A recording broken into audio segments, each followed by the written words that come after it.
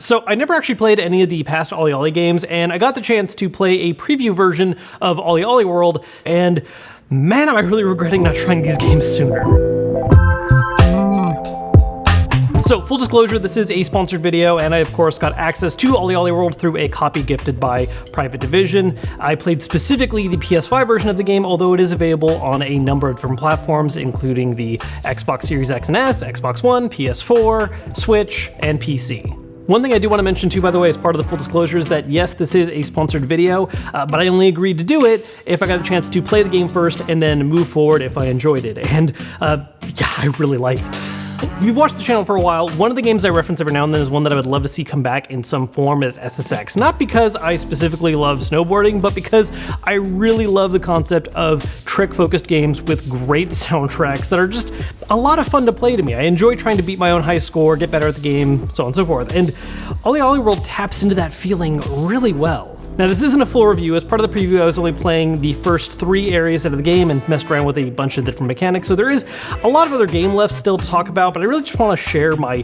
general thoughts and reactions to what I did play and experience. Basically, this is a side-scrolling trick-focused skateboarding game where you could play it on the very simple level of just trying to get through the stages, but really the idea here is to experiment with the mechanics, learn more and more, get better and better, and place higher and higher scores and unlock a bunch of in-game goodies in doing so. While going through the game's various stages, every now and then it's broken up a little bit by tutorial levels that just kind of introduce new mechanics over time. So while you could just hit a bunch of buttons and figure out all the different things you can do in the game, it intentionally paces out the level design and difficulty to where you only need to know a handful of certain tricks early on, and then as you get farther, it introduces more and more of these mechanics to learn from.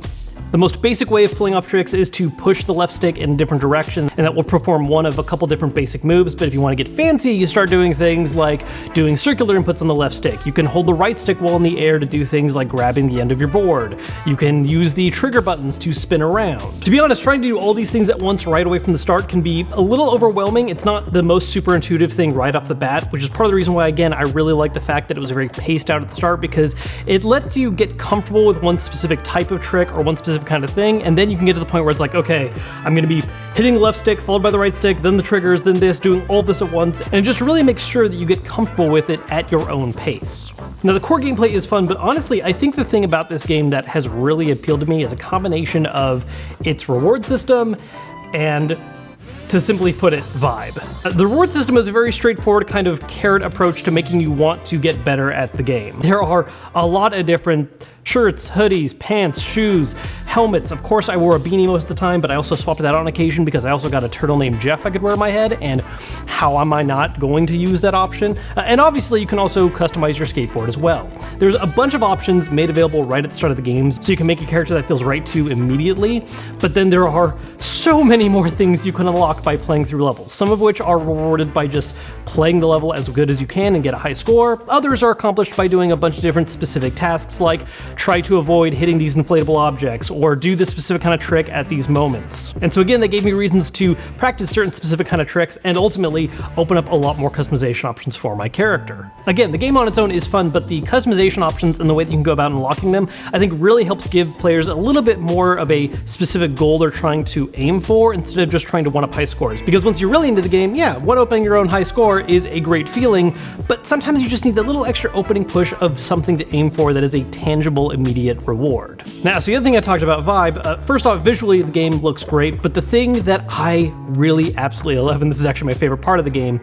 is the music. There's this really interesting approach to it in which the music is actually somewhat divorced from the immediate gameplay. Rather than a specific stage having a certain song, or here's the overworld music or anything like that, there's basically just an ongoing soundtrack that's constantly playing that you can also manipulate while you're doing the game. When you're selecting stages on the world map, diving into a level, it's just going to be that same continuous soundtrack playing, but then using the shoulder buttons, you can also skip or rewind back to other tracks if you want to listen to one from the start again, or maybe there's a track you don't vibe with quite as much and so you want to skip ahead. Which, by the way, I never really found myself doing because a lot of the soundtrack just sounds really great and has this really awesome chill vibe. I actually found myself sometimes, once I was done playing, just leaving the game running for a while on the world map just to listen to the soundtrack keep playing as I was doing other things, because it had a really good sound to it.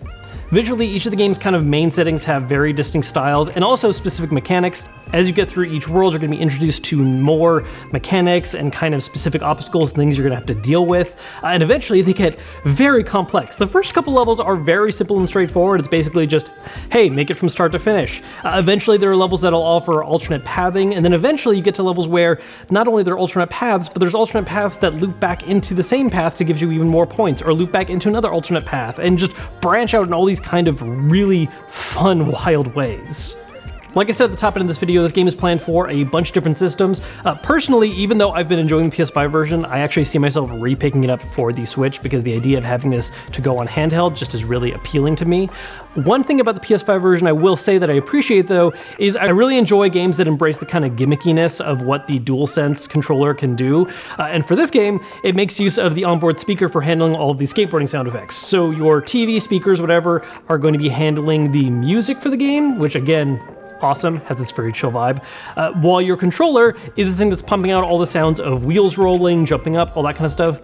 Having that separation is just always really interesting to me, and it is a nice little touch. Now, the majority of the kind of core game is just playing through the game's 5 different worlds and accomplishing your goals and unlocking different stuff, but there is a more kind of long-term option available as well that's also meant to kind of help push a community vibe and aspect, which is Nirvana. The idea behind Nirvana is that you can generate your own levels by putting in certain specifications, like I want to use this stage type, but then I want it to be this difficulty, of course, and this long in length. It generates a code, and then you can play on that stage and share that code with other people, either publicly or even just privately with some of your friends, and see who can get the highest score on the stage. So I know overall my kind of reaction to this game so far has been extremely positive, and that really is the main takeaway. It's just a simple, fun, great feeling game to play. But I wouldn't feel right if I didn't at least talk about some negatives, and really the only thing that bothered me the most, I would say, is going back again to the controls for the game don't always feel quite as tight and intuitive as I would like them to be. Part of this might just be that it doesn't necessarily work with the way my brain is wired, and I need to put even more time into it to feel a little more natural. But there were definitely times where, especially when I was introduced to certain new mechanics or on stages that get a lot more hectic and have a lot of things back to back, it was very easy for me to have my brain's wires get crossed. And even though I know X is the button to push and increase your speed, and then I'm using left stick to do tricks, sometimes I'd want to use X to try and do a trick or to jump, and that's not how things work.